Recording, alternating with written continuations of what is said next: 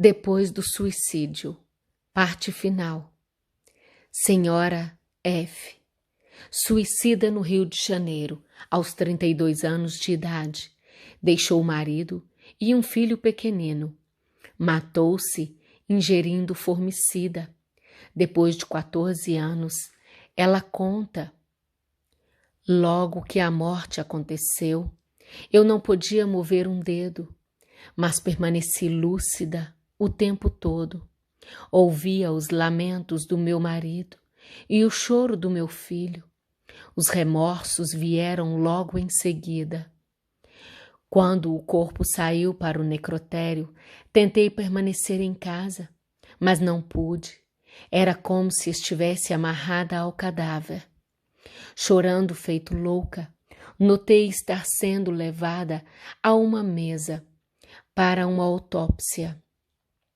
Vi-me sem roupas, completamente nua, e tremi de vergonha. Vergonha e terror ao ver dois homens me abrindo a barriga, sem a menor cerimônia. Não sei o que doía mais, se a vergonha por ver-me sem roupa, em frente a estranhos que me retalhavam, ou se a dor que sentia a cada golpe do instrumento cortante que me rasgavam a carne. Eu, que horas antes estava no conforto da minha casa, tive que suportar as duchas de água fria nos órgãos expostos, igual a um porco morto. Senti ao meu próprio enterro, com um terror difícil de ser imaginado. Depois, senti-me embaixo da terra, como se estivesse enterrada viva. Debatia-me, querendo sair daquele lugar abafado, escuro e cheio de lodo. Não sei por quanto tempo consegui me levantar. Estava com fome, com sede, fraca e machucada. Nisso me vi cercada por uma legião de espíritos maus, que me deram voz de prisão.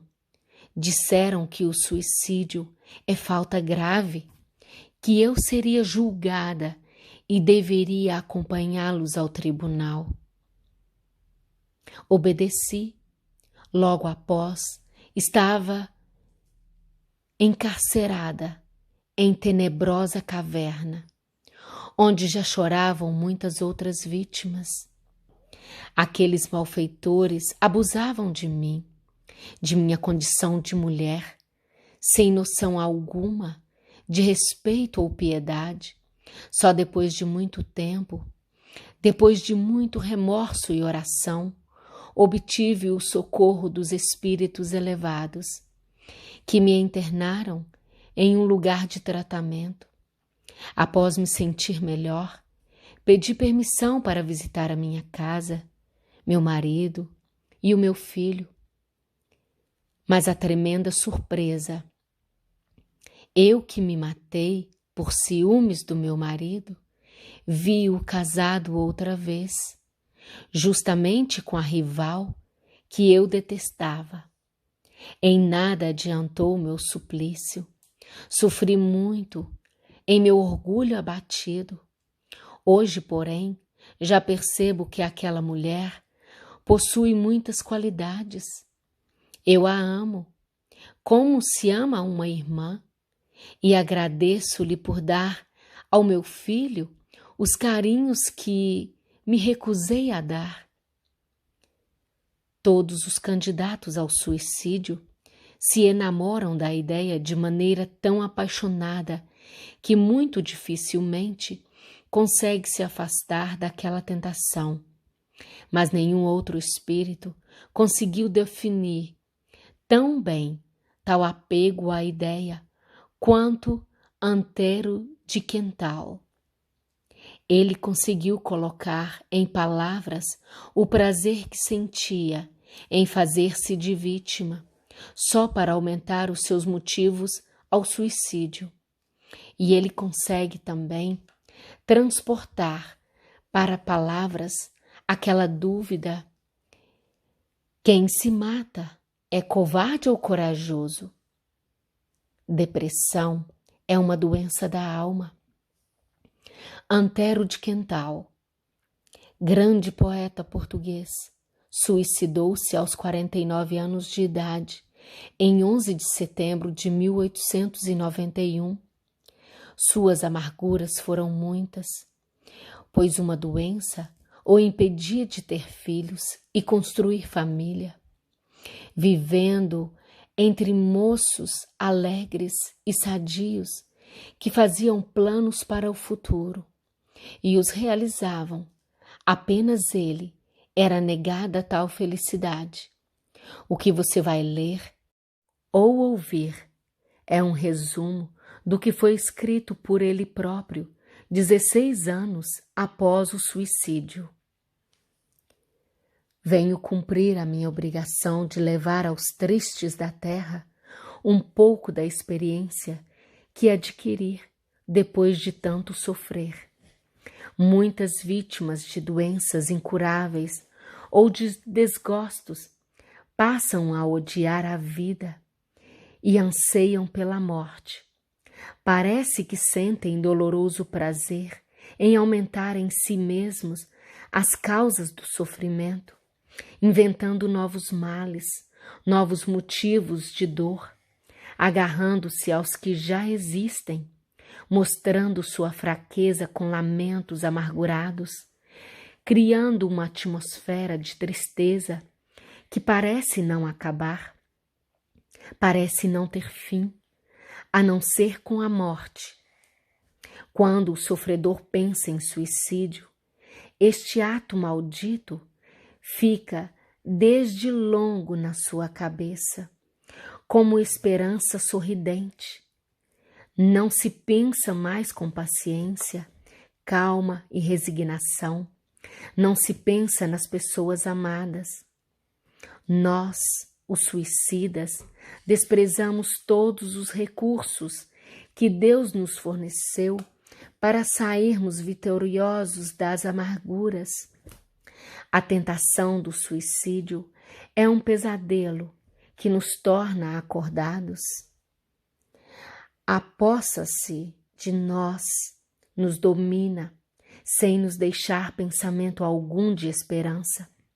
Mas mesmo a este, Deus envia socorro na forma de pequenas esperanças, pequenos incidentes que, olhados com carinho, ver-se-ia neles a mão do Criador nos auxiliando, e a ideia do suicídio seria abandonada. Quantos me lerem ou me ouvem não terão passado por isso? Infelizmente, quando tais ajudas divinas acontecem, nós preferimos ignorá-las por serem pequenas demais ao nosso tão grande sofrimento. E desvairados, colocamos um ponto final na vida. Um pouco mais de calma e a tempestade teria passado. Eu fui um destes. Cada nova desilusão me fazia alimentar com maior carinho a ideia do suicídio. Por fim, já nem precisava de motivos. Eu os inventava. Naquela vontade louca de me torturar, sentia alguns alarmes da consciência e não percebia que estes alarmes eram a grande mão de Deus afastando de mim os planos de morte. Era Ele me pedindo calma e paciência. Por fim, consegui calar a voz da consciência. Eu escondia de todos o meu desejo louco de morrer, com receio que me convencessem do contrário. E vencido, tomado de máxima covardia, cedi. E dizem que o suicídio não é covardia. O suicida foge da vida, e quem foge é um covarde. Não se diga também que, para o suicídio, é preciso coragem. Não, quem se mata não busca a morte. Busca é uma libertação para o sofrimento e a fuga da luta que não somos fortes para sustentar. Eu cedi a esta fraqueza e sofro agora a consequência. Ah, se soubessem os que ouvem ou leem o preço que se paga por esta covardia, ninguém se suicidaria. Os maiores martírios da terra são doces consolações, quando comparados aos mais suaves sofrimentos de um suicida. Há também os que buscam o suicídio para se juntarem ao ser amado que já morreu. Ah, se soubessem que, assim, sem fé, sem confiança em Deus, estão apenas prolongando por séculos até o tão sonhado reencontro.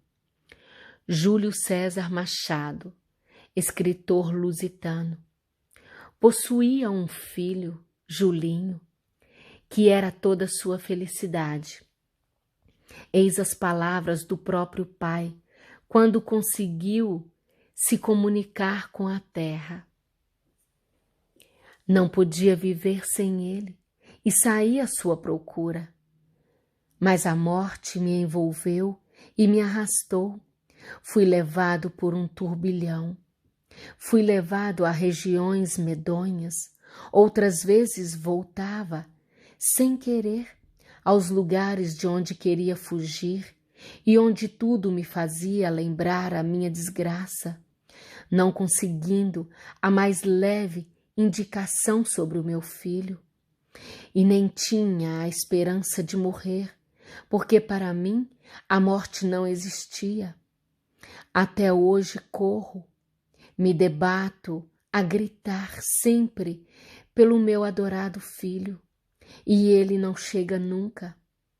Eu que me matei, porque não podia mais viver sem ele. Tenho de viver sem ele, porque eu me matei. Não o verei jamais? Que horror, mil vezes horror. Haverá justiça nessa condenação? Quem é o juiz bárbaro que não viu que, se eu buscava a morte, era porque minha vida sem ele não era vida? Era crime amá-lo tanto? Mas se o amor a um filho é crime, porque Deus nos deu o amor. Perdoai, Senhor, se blasfemo, mas, ó Deus, Tu que é Pai, Tu que é bom, porque não me perdoas? Não vês que a tentação armou meu braço? Que tentação me levou à morte? Mas se não posso ver o meu filho, porque me deste, Senhor? Se eu tinha de perder a felicidade, porque me mostraste?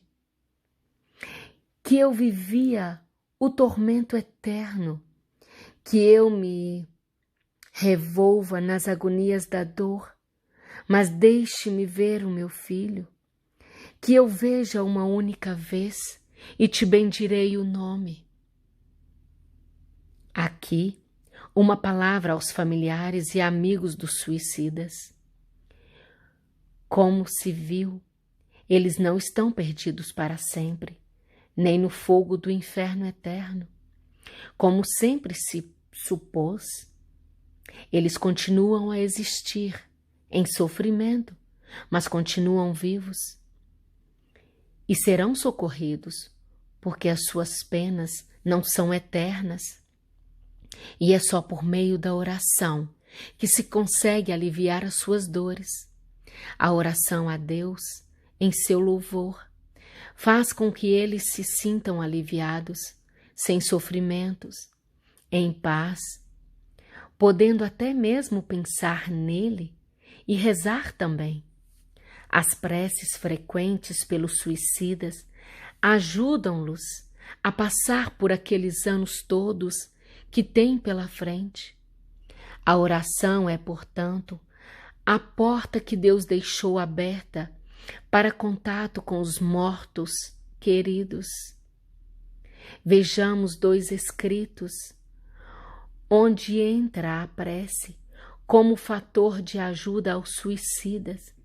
A senhora Moura Araújo Javarini suicidou-se em 11 de maio de 1932, na cidade de São José do Rio Preto. A sua morte foi por envenenamento.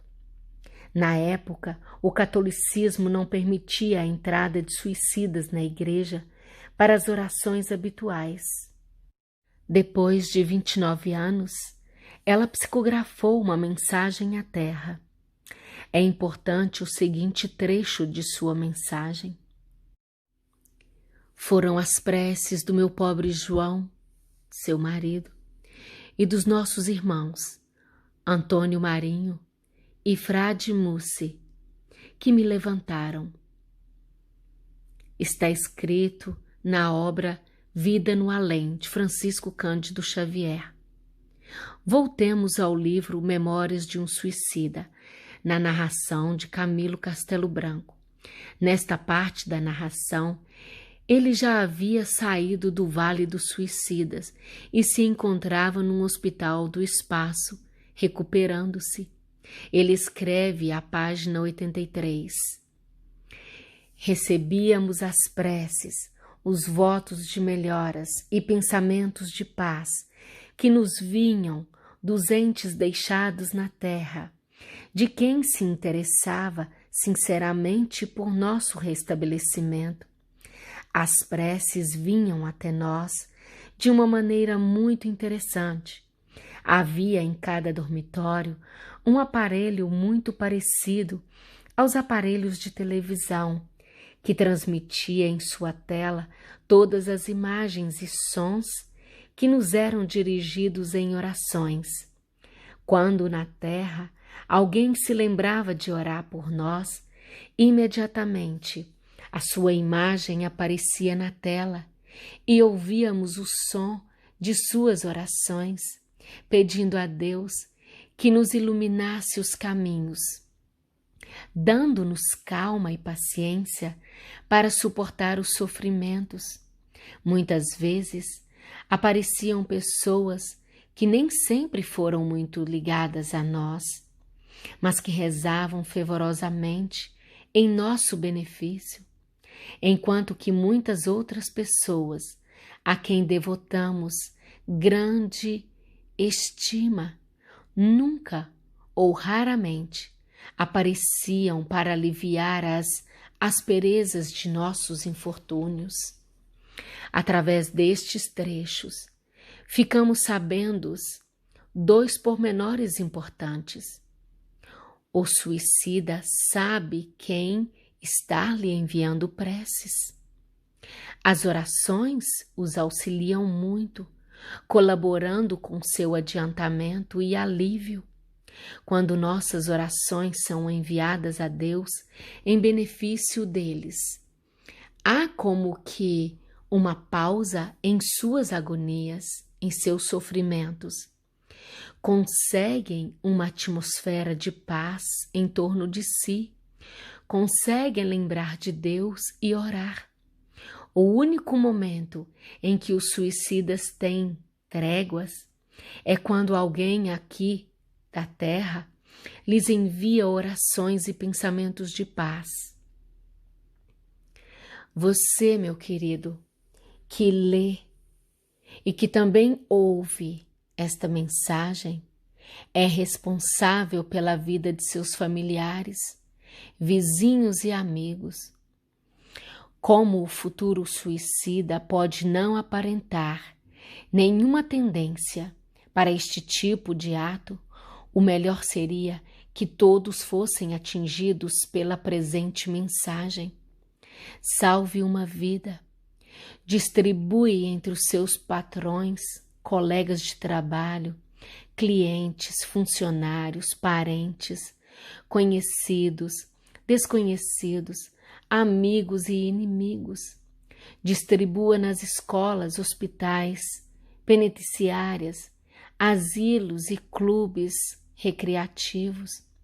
Envie cópias pelo correio e outras cidades, outras regiões, outros estados, outros países, onde houver gente sofrendo, onde houver gente feliz. Pode estar também um futuro suicida. Peça que seja lido. Vamos todos numa corrente de amor ao próximo, trabalhando em conjunto, diminuir o número de suicidas. Vamos fazer diminuir o número de almas que sofrem no além-túmulo. Esse ato poderá salvar algumas vidas. Que o amor esteja sempre no leme de nossas vidas. Namastê.